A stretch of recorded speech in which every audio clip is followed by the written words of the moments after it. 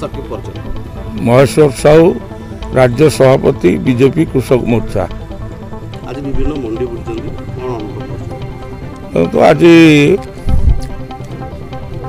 ନୟାଗଡ଼ ଜିଲ୍ଲାର ଧାନ ମଣ୍ଡି ମୁଁ ବୁଲିକି ଦେଖୁଛି।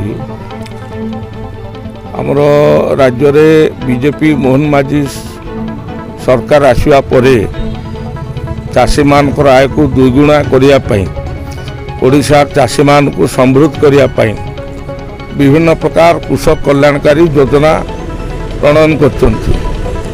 ତା ମଧ୍ୟରୁ ଚାଷୀମାନଙ୍କୁ ଧାନ କୁଇଣ୍ଟାଲ ପ୍ରତି 3100 ଟଙ୍କା ଏବଂ ଧାନ ଦେବାର 48 ଘଣ୍ଟା ଭିତରେ ଚାଷୀ ତାର ଆକାଉଣ୍ଟକୁ ପଇସା ଯିବାର ବ୍ୟବସ୍ଥା କରିଛନ୍ତି ଏବଂ ଧାନ କିଣା କାରବାରରେ ସ୍ୱଚ୍ଛତାର ସହିତ କରିବା ପାଇଁ, ଶୃଙ୍ଖଳିତ ଭାବରେ କରିବା ପାଇଁ ଚାଷୀ ତା ଧାନକୁ ଧରିକି ଆସିବ, ଏଠି ସୁବିଧା ଉପାୟରେ ଧାନ ବିକ୍ରୟ କରିବା ପାଇଁ ସମସ୍ତ ପ୍ରକାର ବ୍ୟବସ୍ଥା କରିଛନ୍ତି, ବ୍ୟାପକ ବ୍ୟବସ୍ଥା କରିଛନ୍ତି।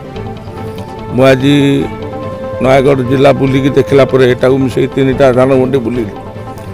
ନାନାଦି ପ୍ରକାର ଅବ୍ୟବସ୍ଥା, ଏଠି ଚାଷୀ ବସିବା ପାଇଁ ବ୍ୟବସ୍ଥା ନାହିଁ, ଚାଷୀ ବିଶ୍ରାମ ନେବା ପାଇଁ ବ୍ୟବସ୍ଥା ନାହିଁ, ଚାଷୀ ଏଠି ଝାଡ଼ା ପରିସ୍ରା ଯିବା ପାଇଁ ପାଇଖାନାର ବ୍ୟବସ୍ଥା ନାହିଁ, ପିଇବା ପାଇଁ ପାଣିର ବ୍ୟବସ୍ଥା ନାହିଁ ଏବଂ ଚାଷୀମାନଙ୍କର ଧାନ ଏଠି ଆସୁଛି।